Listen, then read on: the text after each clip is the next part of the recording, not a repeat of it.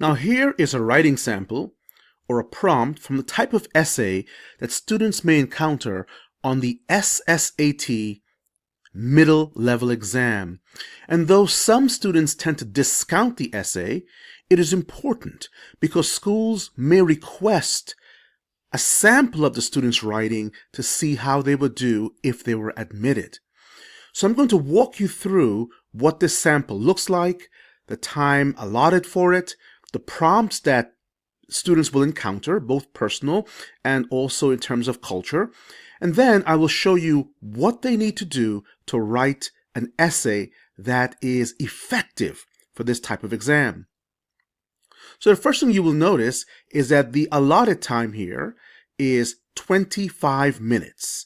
And the directions, students are told to choose one of the following prompts and to write an essay that shows what? Clear thinking, proper structure, and strong sentence control.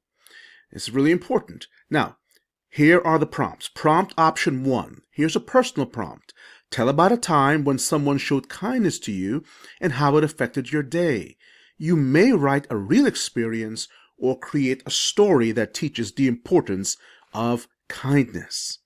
The next prompt, do you agree or disagree with the statement? People learn more from mistakes than from successes. Explain your position and support your ideas with reasons, examples, or stories. So you see, this type of prompt is more like a persuasive essay. Now, the student is given planning space, and they're told to use the lines below to jot down ideas before begin writing. This is very important because it gives the student time to plan. So if you're going to write prompt 2, you want supporting details. How will your story start? Students, I urge you, don't just jump into the essay. Take time to plan. All right. So now, what does all this look like? Okay, let's go down and take a look at a rubric, if you would, and in terms of the writing sample, how it's actually graded. So I'm going to take a look at this now, and this is how we use for our coaches. This is a sample, a rubric that we use in Scholar Skills, and you'll see that the domain, the skill domain, is organization. And we look at the green, blue, and red levels. The green is foundational, the blue is developing, and the red is mastery. This is the type of rubric that both parents and students will get once you're enrolled in our program. And it's written in a parent-friendly way so that you are not wondering what this all means. So here we have organization. Green, foundational. This means if the student gets this score when we read the essay, it means that the student lacks clear an introduction, a body, and a conclusion. The ideas itself or themselves may be disconnected or poorly sequenced. Now here, the blue is developing. Student is doing okay and is learning. Basic structure is present, transitions emerging, and some logical flow. But here's where you want to get to. Mastery. Clear beginning, middle, end, smooth transitions, logical progression. In other words, someone can read your essay, know exactly the point you're trying to make in the very beginning, see how you develop that point, and then look at your conclusion and say, wow, this student is telling me what they did and how they did it. And a very clear progression from sentence to sentence and paragraph to paragraph using transitional words and phrases. Now, that's organization. What about the domain of sentence control? What does that mean? Well, here we are assessing how well the student writes at a sentence level. For example, are there frequent run-ons or fragments, punctuation errors, repetitive structures? In other words, is the student writing complete sentences or incomplete thoughts? In the blue level, we see that the student is doing this, but there is some sentence variation, but also occasional grammar errors. What we mean by sentence variation, we mean that each sentence is not a copy of the last one. There are periodic sentences that are long. There are brief and concise sentences with precision and power. Does the student have a sense of style? Finally, to get to this red level, we look at strong clause logic, varied structure, and consistent control. What does that mean? It means that the student's sentence structure, sentences are easy to read, they're logical, they're coherent.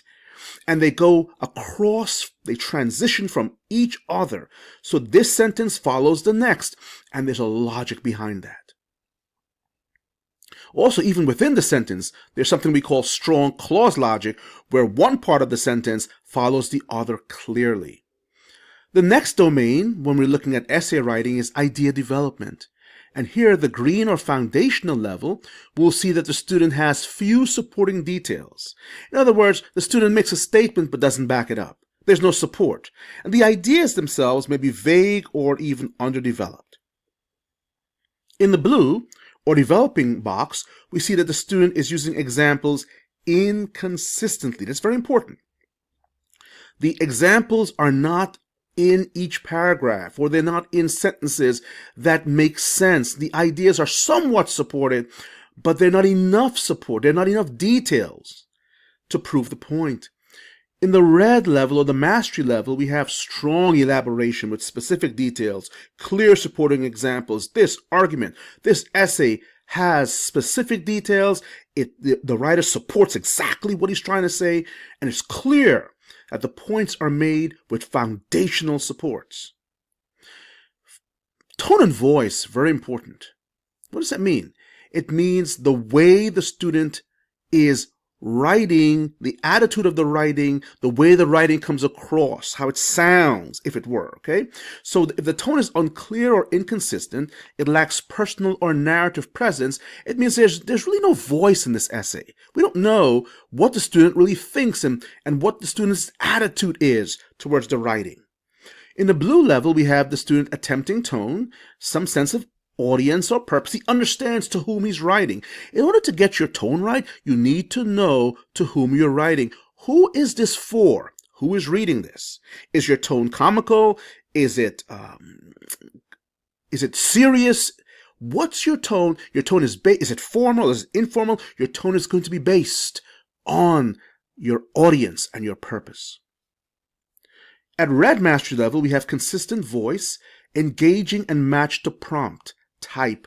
So here's a student who understands the audience, understands whether the prompt is going to lead to formal or informal writing and tone, and matches the tone to the prompt type.